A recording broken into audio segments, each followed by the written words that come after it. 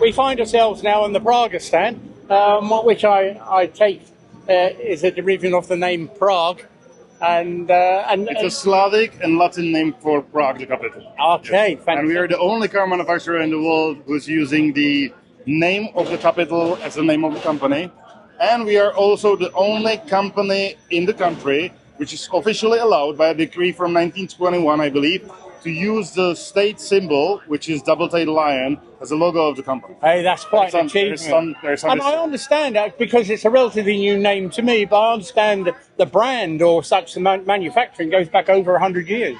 It's 118 years, I believe. It started in 1907. But it actually started as a department of much bigger and larger company, which started in 1872.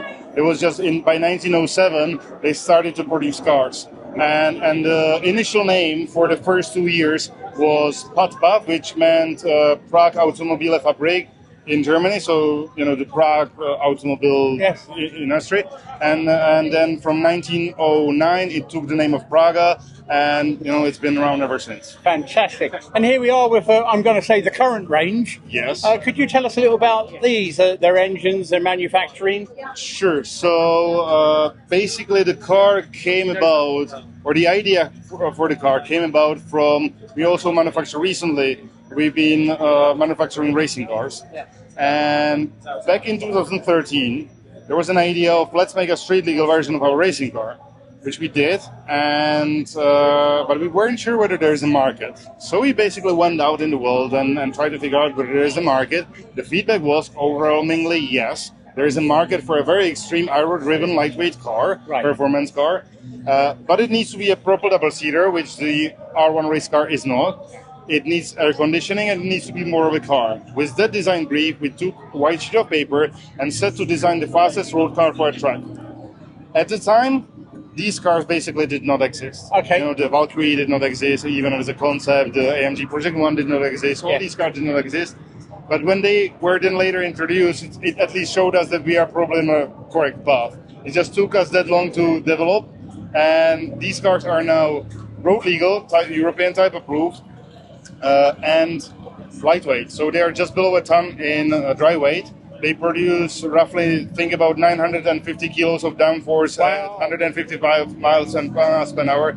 And combine the two, the aero and the weight, it's quite an enjoyment on a racetrack. But at the same time, the car is usable on road. It's got luggage, space, and etc. We try always never to forget it's a road car. It's interesting. Sometimes they say if it looks good, it will be good.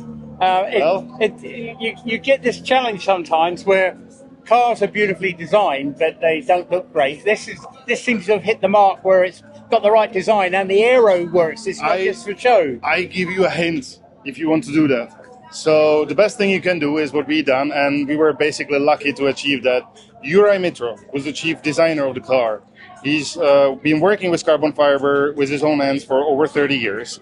He's a car designer, but at the same time he's an aerodynamicist and a very good engineer. So having all of that in one brain means that suddenly you don't have two departments fighting each other. There wasn't ever a case where the engineering department would be fighting the design department.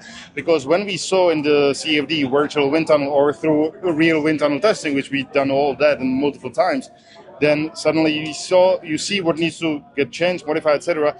And it's that person who understands why it needs to be modified, who's doing the design change in a way so it fits the overall design of the car. And that's quite unique, I believe. And so the design work, the tub, everything is your own manufacturing? So we do not, manufacture plenty of stuff, but we also have 800 plus suppliers. Right. But we also design all of that in-house, and then it's manufactured elsewhere. The one thing which we do not design ourselves is the engine. We only do modifications, so we're running dry sump system, which is of our own design and development. But otherwise, the base of the engine comes from the Nissan GTR R35. Right. So it's a 3.8 liter bi-turbo engine with 700 brake horsepower. Wow. We work with Ian Litchfield in the UK, who tunes and builds the engines for us. He's got vast experience with these engines. And I believe we're the only company ever to work this close with Nissan, and we got officially supplied not only these engines but overall Nissan engines. Now I understand it's been a good show. I think we've heard that you've sold these three that are on this stand. Is that right? So these are all customer cars, and Right. actually we're using this event, this amazing event, which, as we discussed, I've been here many times. I love this event, and I think it's a great opportunity to be able to hand over these three cars to their customers here at this event. Oh, we're using that opportunity. Absolutely. Well, look, can I just say, we're so impressed with the looks and the engineering of them, and also with speaking to you and your colleagues, the passion that you have. So can I thank you very much for coming to the show, and please come and be our guest at Brooklands where we can show you out. I would gladly accept that invitation because I absolutely love your museum and everything you do, and you do it great. And I just love to climb that bank, which is totally forbidden, and just sit there and watch the museum, and it's amazing. And if you allow me to do it officially, then we will make sure it happens. Thank you so much. Yeah, thank you. Thank you. Thank you, sir.